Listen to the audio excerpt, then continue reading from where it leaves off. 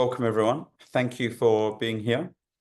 My name's Namish. I'm the founder and the CEO of Satchel. And today I want to talk about how we can foster social awareness in the classroom. So today's session is really about how counselors can help teachers support empathy. And so we're going to look at some practical examples. We'll look at some tactics, and we'll provide some resources so we can share these with our classroom teachers to support them create habits and routines in developing this specific skill.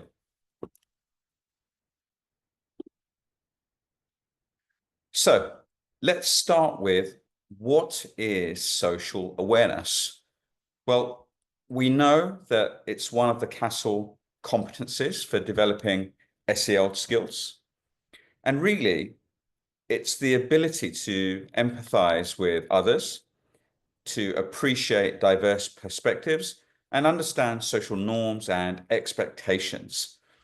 So in classrooms, social awareness can be seen in areas like showing empathy when a classmate is upset, respecting different opinions and experiences, noticing and responding to others' emotional cues, valuing fairness and inclusion. When we see these sorts of behaviors, these are all examples of social awareness. And they really are crucial for building healthy relationships and a positive classroom culture.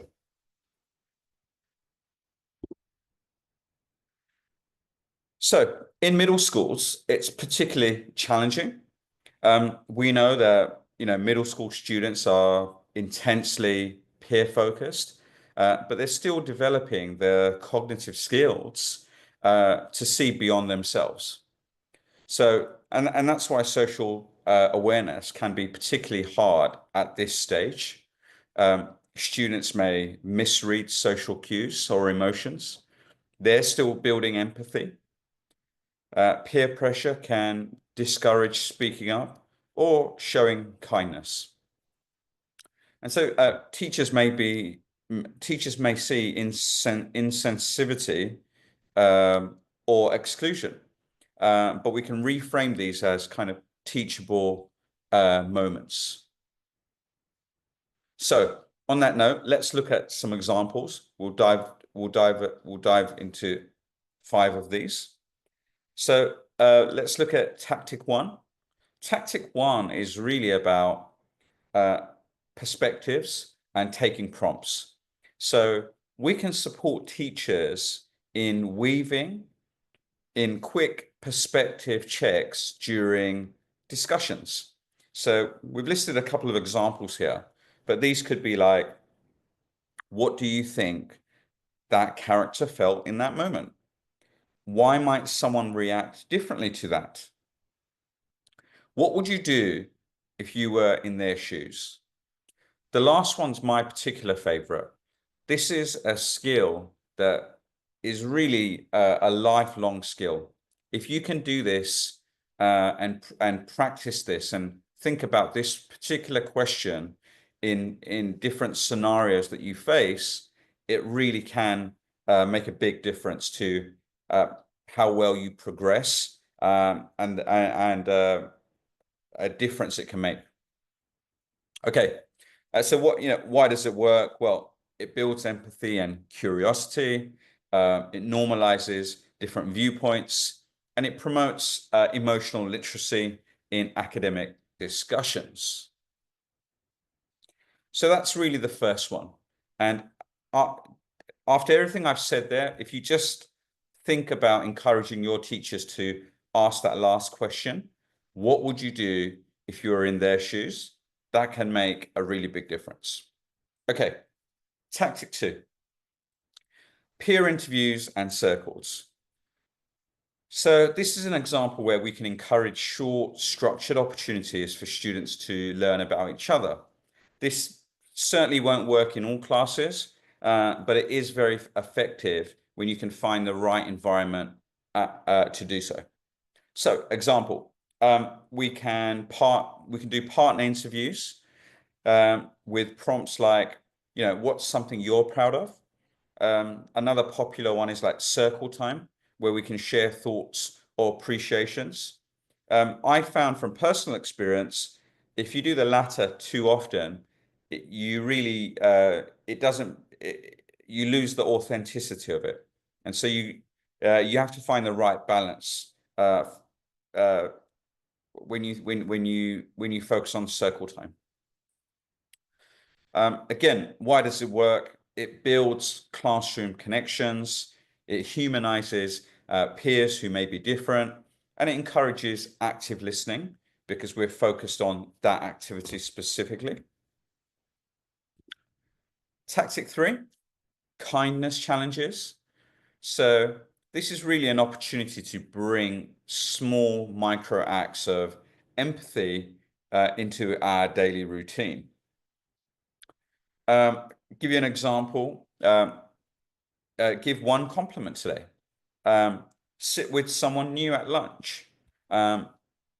You can do things like a class kindness bingo. These are the sort of activities that encourage positive reinforcement, positive behaviors, and they're also fun. And it feels really nice when you have another student say something positive about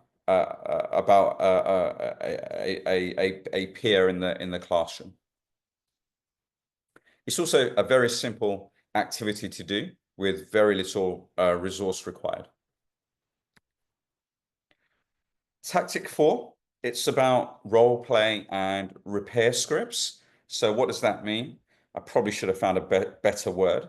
But really, this is about helping teachers introduce social scripts and role plays to support positive interactions. So again, a couple of examples. Practice how to say, I'm sorry, or can I help? Role play through conversations. I felt hurt when X, Y, and Z. And so, again, you have to be mindful about the kind of scenarios you do this particular tactic in, but it can be very, very effective. It can help lower anxiety around peer interactions. It can help prepare students for real life situations. And it's another opportunity to build empathy through practice. It's also helping students to communicate effectively. It's really powerful and a strength when you can say, I'm sorry, and be able to say that with sincerity is very, very powerful. Okay, tactic 5. Celebrate differences. So we know in the schools and the classrooms and the communities that we live and breathe in, we have diverse people of backgrounds, and so and differences. And so within schools or within our classrooms, we can really encourage teachers to create spaces to highlight student differences and cultures, and it's really educational, right? So particularly within middle schools, there's lots of different ways we can do this, but things like all about me presentations, cultural celebration days, what makes me unique, recognizing that we're not all the same. And again, it builds appreciation for diversity, it helps students feel seen, and it encourages empathy across differences. It builds also on the point that I made earlier about providing opportunities to put yourself in the other person's shoes. So if I just switch back, so yeah, so those were really the 5 tactics that I wanted to go through. We can really support our teachers by sharing these tactics and giving them opportunities to practice these and support them.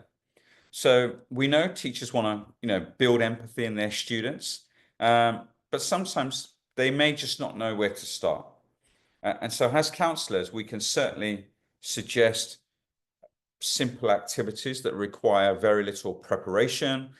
We can provide ready-made visuals or handouts. We can also co-lead or co-model how to do some of these activities.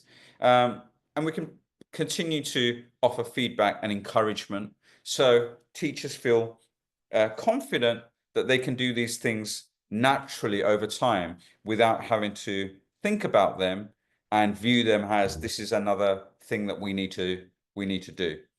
They will see the benefit and the impact of practicing these tactics with their students, and so that's really the best way for teachers to do these on their own accord, because they'll experience the benefits within their own classrooms.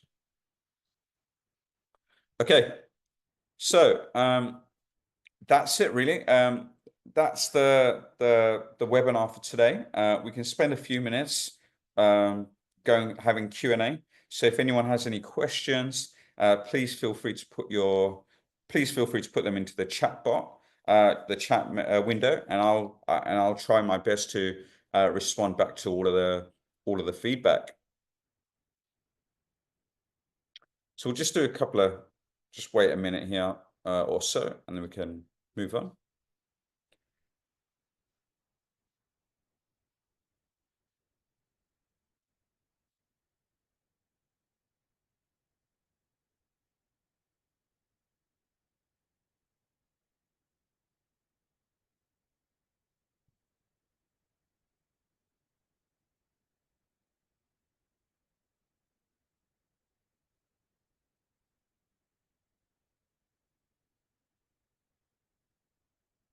Okay.